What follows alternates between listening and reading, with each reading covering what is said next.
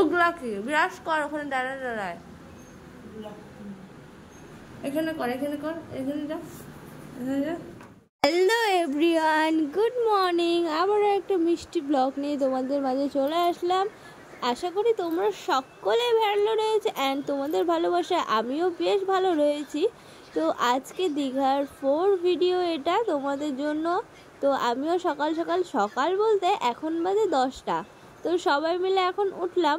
তো তোমাদের দাদাভাই ওরা উঠে টুঠে আমাদের জন্য হচ্ছে ব্রেকফাস্ট আনতেও চলে গেছে। তো চলো, তো দেখো ওরা চলেও এসেছে। চলে এসে ওরা একটা সুখবর নিয়ে আসলো। তো মায়াপুরে যাওয়ার আমাদের কোনো প্ল্যানই ছিল না। তো ওরা আমাদেরকে কালকে আবার মায়াপুরও ঘুরতে নিয়ে যাবে। তো সেই ব্লগটাও তোমাদের জন্য খুব কিসের 500 মায়াপুর নিয়ে গেছি। তুই মনে হয় যাবি না, তাহলে তোরা যাবি না, ছিল বসে থাকবি।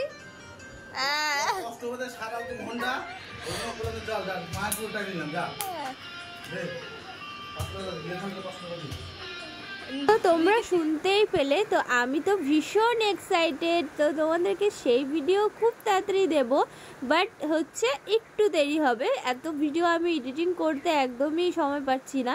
তো মায়াপুর যাওয়ার জন্য মোটা আমার কাছে চাচ্ছে 500 টাকা। কিসের জন্য আমি ওকে সেটা বললাম, তাহলে তুই যাবি না, সেজন্য তোমরা ভয়েসটা শুনেই নিলে। তো চলো এখন আমরা খেয়ে দিয়ে আবার বেরোবো।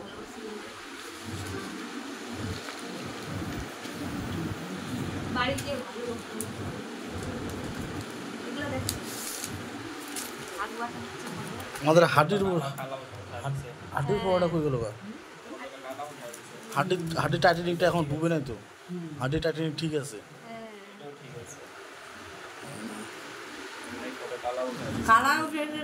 খারাপ লাগতেছে না।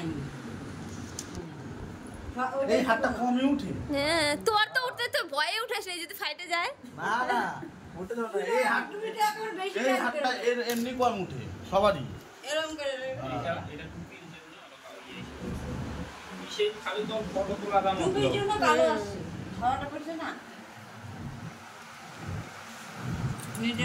চলো এখন আমরা রেডি হয়ে যে যার মতন হচ্ছে রেডি হয়ে আমরা এখন গুরুদেতে চলে যাব। টকা এদিকে দেখো স্নান করবে এখন, টকাইকে স্নান করিয়ে দিই।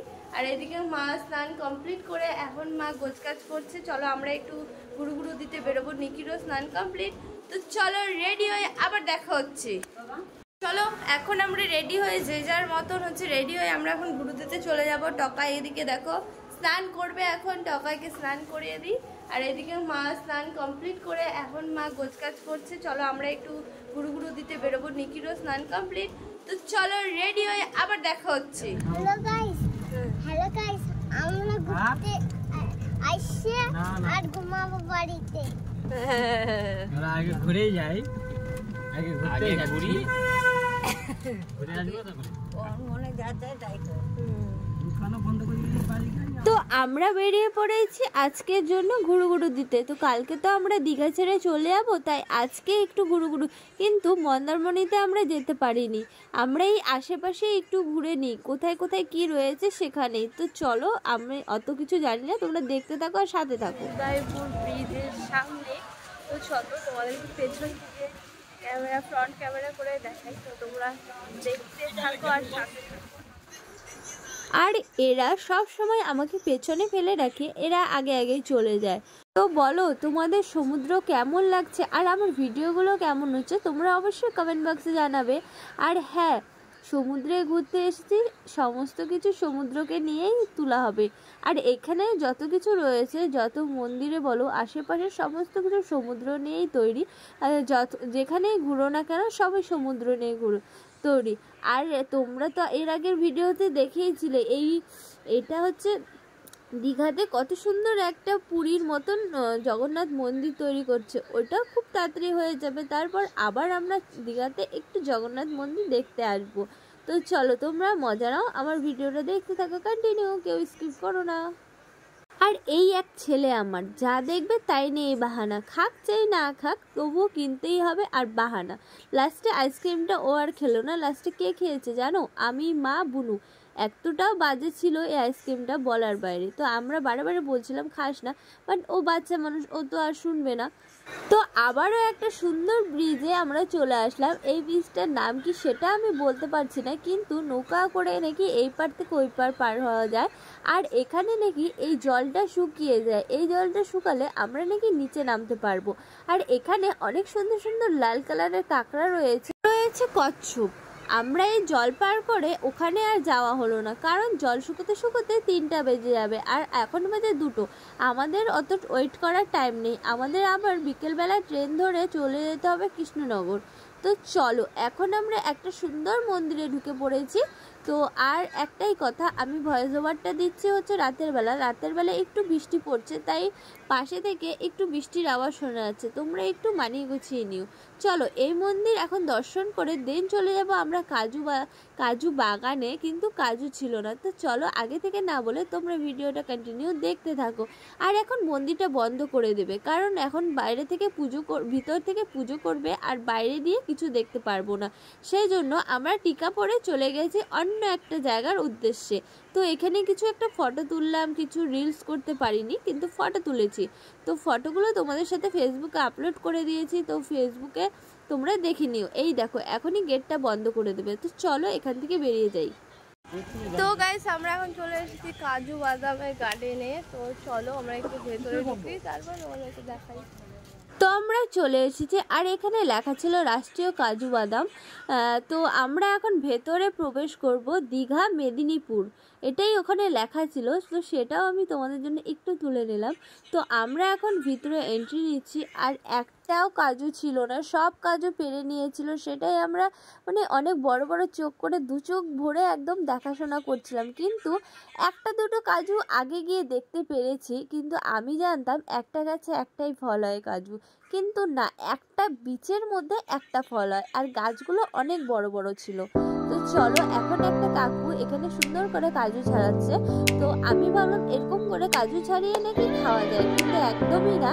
আমি একটা কাজু পেয়েছিলাম, সেটা আমার মা আমাকে দিয়েছিল, বললো দেখ নে খা। আর আমি সেই কাজুটা একটু কালা কালা টাইপ ছিল, এখানে তোমরা দেখতে পাচ্ছ, পাট করে এই কাজুটা ভেজে একটু দিয়ে দিয়েছি। তারপরে যে লাল সরি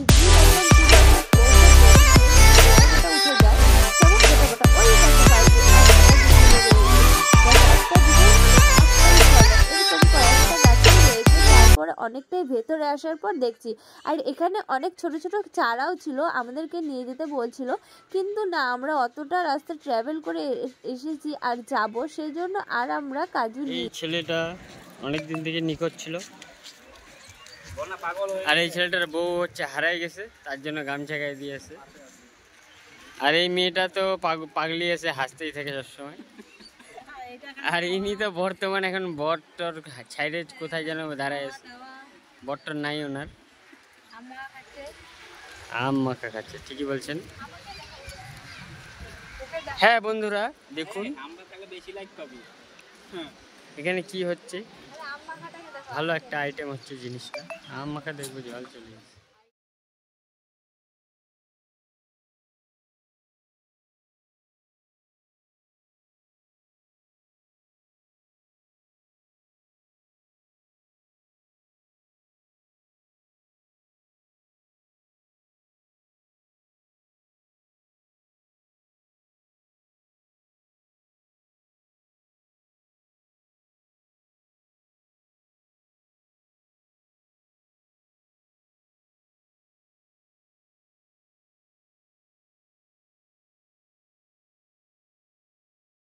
$2,000 years later.